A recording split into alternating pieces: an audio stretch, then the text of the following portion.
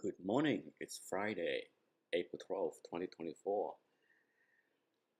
Regardless of how the market do today, it should be a decent Friday for me as far as not having to worry about put spreads that are in danger compared to last week. Uh, the best thing I did, the smartest thing that I did last week and this week is not put too much effort into selling spread um, as I normally do because I think a lot of them would have been in trouble. I do have a Starbucks 86 spread that I roll from last week with the 88 spread, so it's ugly. That's the only one, but it's not a big deal. It's a small, like I said, I might let it assign. At this point in the 86, I think Starbucks is a buy at 86 to 85. All right, let's take a look at Nike. I have been watching Nike, um, especially when it filled the gap. I have my alert there. It filled the gap here. It did not test, and then it did not test the 52-week low.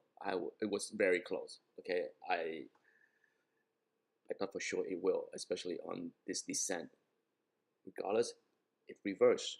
Now, I don't hate it anymore, but at the same time, I don't think it is a buy yet. Okay, it's the key is to see this gap fill right here, right? So it gapped down, same spot as the last time that it gap up.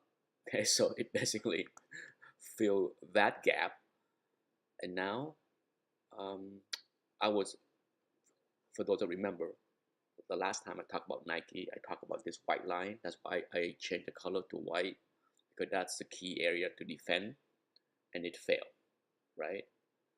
It failed. Now it's back there. I would be more bullish on Nike if it can get over the 20 and hold.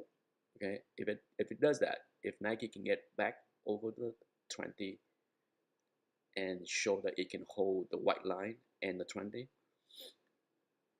then there can be a move into the triple digit again. All right, so nothing to sneeze at. Okay, you're talking 93 to 100. That's a nice return right there. So keep your eyes on Nike. There might be a potential quick play there. All right, so let's move on to the next one, which seems like I talk about this more than I wanted to, but it's worth bringing up, right? We follow this torturous decline into one zone of support, fail. Next week, another zone of support, fail. Next week is almost unprecedented. Okay, it's to see a stock get chopped down by a third in literally 3 weeks. Almost unprecedented, and not on horrific news. Okay, Humana went down a lot more percentage wise on bad news. This is slight warning, slight downbeat expectation on weaker yoga pants. It's insane to me that this company can get this big. I mean, if you go to Lululemon website, my God, I had no idea that they branch into all kind of other fashion from men and this and that. Oh, it's ridiculous. Regardless, um, this is key here. Okay, this dangerous. It need, okay.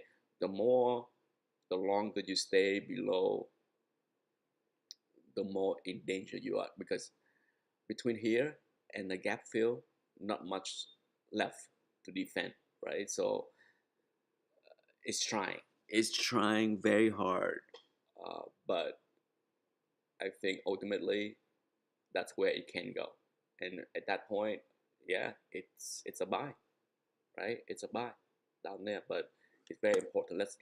Before I go, let's take a look at 3-year chart. This stock went up a lot, okay? It was under 300. So that was a sweet ride for the yoga pants um, nation. Sweet ride.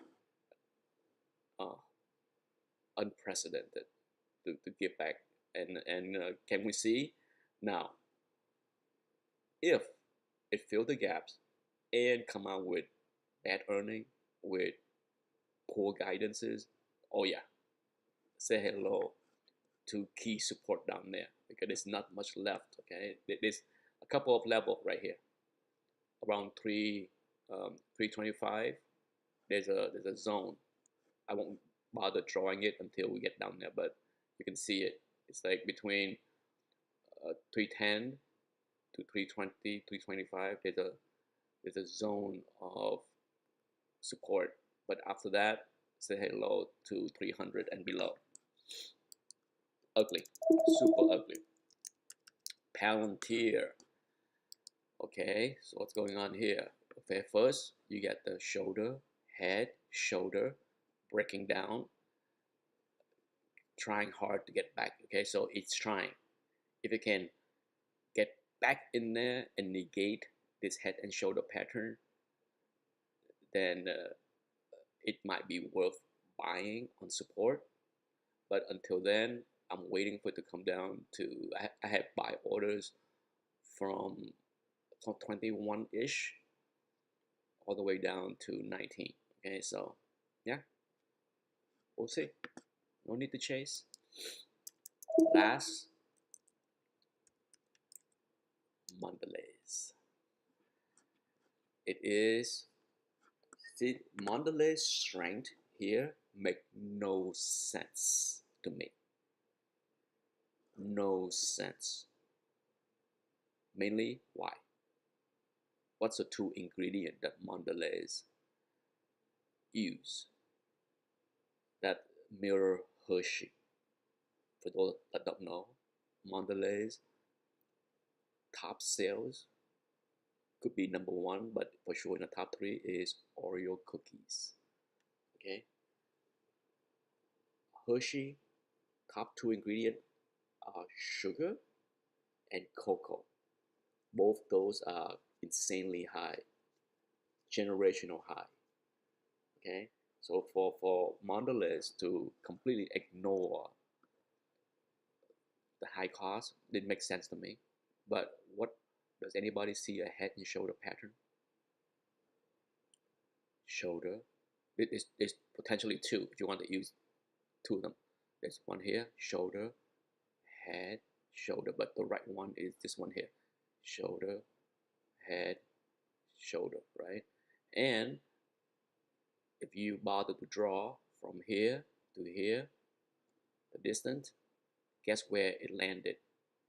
Right here. Yeah, yeah. Let's do it. Let's do it so that we don't just talk about it, okay? I don't need to draw it. I can just visualize it. But for this video, for this stream, I might as well do it right there. Let's duplicate that. Doesn't have to be exact. Yeah, right there. Okay, we're almost there. And it's another line of support here. So yeah, is it a buy? Yeah, if you want exposure in Mondelez, it's here. Finally, after 4 or 5 months of me not touching it, yeah, it was definitely worth touching in October. Once it got to this point here, I was like, no, for sure I was, if I can go back that far, I'm pretty sure I was calling for time to get out up here. Okay, when it break the channel. But I thought for sure here was the top of the move. From October to here was the end, especially when it touched 1, 2, okay? But it defied logic and run, not a lot, talking about 72-ish to 76, okay? Another 5%-ish. And now it gave back 10%. Oh, greed will kill you, okay? But here, 66, yeah, if you want to nibble at 66, yeah, I think, sure. Can you see a 10% lower? Is there a 10% risk? Yeah, but it's a lot better to buy here at 66 than at 70 plus, right? Anyhow, that's it for this stream. Good luck today. It's Friday. Let's end the week not in a bloodbath, huh?